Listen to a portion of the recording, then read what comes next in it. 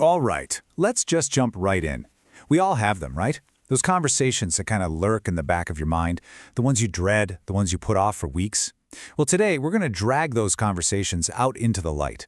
We're going to learn how to handle them, not just to get through them, but to actually connect with the other person, using a framework from, believe it or not, a top interrogation expert. And this quote right here, from our guy Desmond O'Neal. This is the whole game. This is the central question, isn't it? When things get heated, when the pressure's on, how do you actually have a real conversation? It's the challenge at the heart of every single tough interaction, whether you're in an interrogation room or just sitting at your own kitchen table. And today, we're going to find the answer. O'Neal has a name for these. He calls them dark conversations. And you know that feeling exactly. They're just wrapped in so much emotion, so much history, so much tension, you don't even know where to start. The goal here isn't just to survive it, but to actually walk away feeling okay about it, not replaying it in your head for the next 3 days. And let's be honest, this isn't some abstract problem. This is real life. It's that supervisor who seems to look right through you when promotion season comes around. It's that fight with your spouse that just keeps going in circles about the same old thing. Or, that colleague who's just kind of condescending all the time. We have all been there. So who's going to guide us through this minefield? This is Desmond O'Neal. And his resume is, well, intense. We're talking over 30 years in law enforcement, from local SWAT teams all the way up to the Secret Service. He's trained elite teams at the FBI and the CIA. Basically, he is the guy who has mastered the art of human connection under the most extreme pressure you can possibly imagine.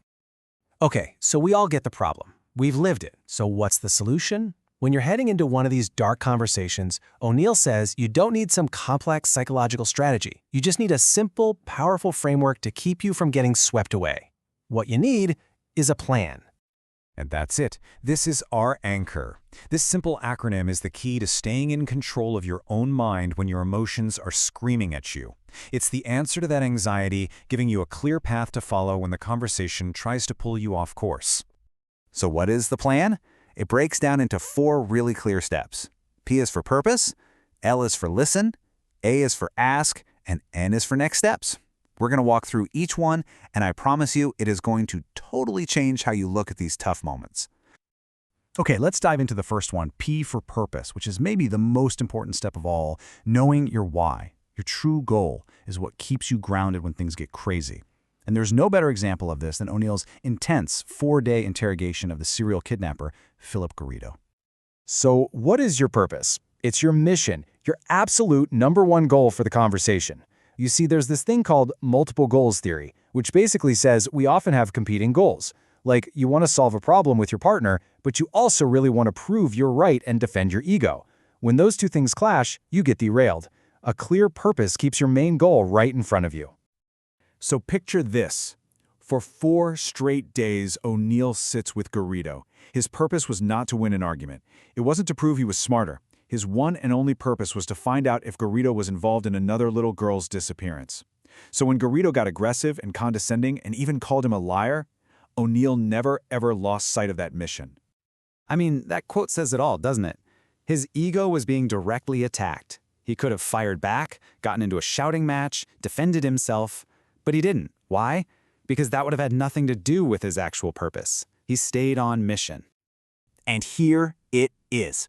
This is the foundational lesson of this entire framework. The second you let your emotions take over, the second you get pulled into defending your ego, you have lost control of yourself. And when you lose control of yourself, you have absolutely lost control of the conversation. Game over. So once we have our purpose locked in as our anchor, our North Star, now we can effectively navigate the rest of the conversation. So let's look at the other 3 steps that build right on top of this foundation: listening, asking, and figuring out what's next. For L, listen, this quote is just perfect. We are so often just reloading, waiting for our turn to speak. See, our brains can process words way faster than someone can say them, so we have all this extra brain power, and we usually use it to plan our rebuttal. The real challenge is to shut that down and just listen. Now this brings us to A for ask, and wow, the data here is absolutely staggering. It's something called the empathy accuracy gap. Basically, we think we're pretty good at knowing what our partner's thinking, but studies show we're only right about 40% of the time. Okay, but get this. When the conversation gets emotional, our accuracy drops to just 15%. 15! The second our ego gets involved, our ears completely shut down. And that is exactly why we have to ask questions instead of just assuming we know. Look at the difference here. Instead of saying, I think you're angry, which is about you, try something like, it seems like you didn't approve. Do I have that right? You see that? You're not stating a fact. You're offering an observation and then asking for clarification. That one little shift moves you from being convicted to being curious. And finally, we get to N for next steps.